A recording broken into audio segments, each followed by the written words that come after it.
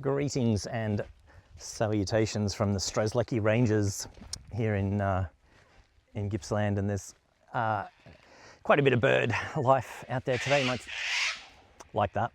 There's some kookaburras around too if you're particularly lucky. I'm just driving home from a couple of meetings and had my brain to myself in the car, so here are some some things from my brain. It's really about, I think in the last couple of posts on Substack, at times we've talked about being in the world deliberately, being a hero in waiting as a mindset, going into the world and thinking that there are other people out there, that you might come upon a situation that requires you to act despite some risk. And, you know, I think this is probably repeating productivity gurus around the internet ad nauseum, but there's something about that attitude that I think I need to keep reminding myself of, and that's turning up to life, your life, in a way that's going to be positive for your life. I remember my boss at camp in the States, and this is 30 years ago, I probably got this lesson from him, and it was about shaving on the days that new schools were arriving at camp, or parents were dropping their kids off. And for most camps, turning up to work in your pajamas is not unusual. So this struck me as being different, because it was, but it was so important that it elevated your thinking to say, actually, I'm here as a professional doing important work, and need to represent myself and the camp in a positive light. And looking disheveled is not a good way to do that. And you know, and shaving's one part of that, but it really stuck with me to this day, actually. I've got a car coming up, but you know, I'm shaved today because I was going to meetings. So it's, yeah.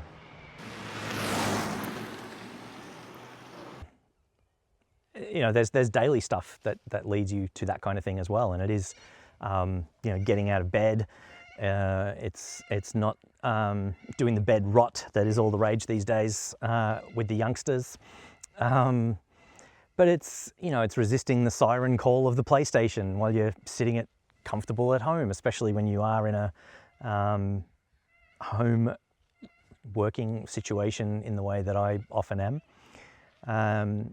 But it's also being deliberate about the things that you know are good for you and that are right for you and that are going to improve. It's eating healthily, which I just don't do enough.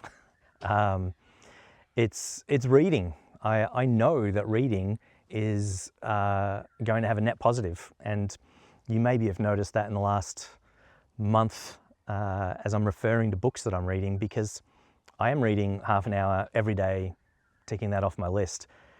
And it's, you know, this is not world-changing information that I'm giving you, but man, it's really different when you are reading a book every day.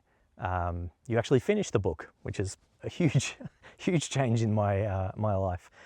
But it's so I think this all ties back to potential heroism, or living a heroic lifestyle. I'm not sure I've ever come up with a good term for what that lifestyle is that makes you ready for heroism.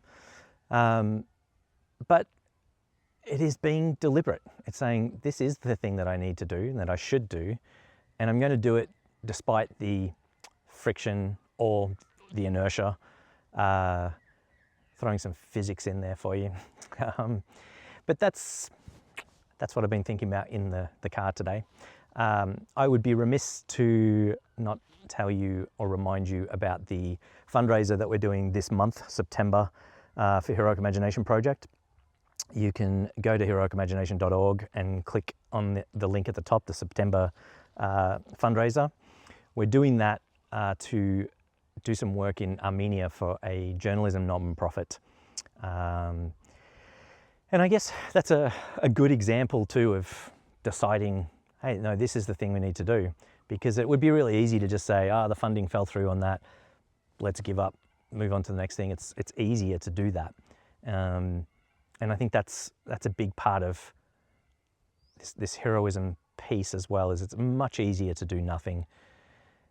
It's harder to do something. And whatever that something is, that's what we need to be focusing on. So again, the fundraiser, you'll hear about it again during this month.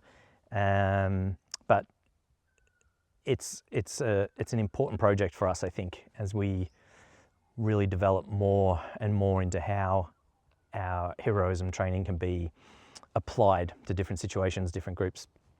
Yeah, that's it. I'll see you next week. Thanks.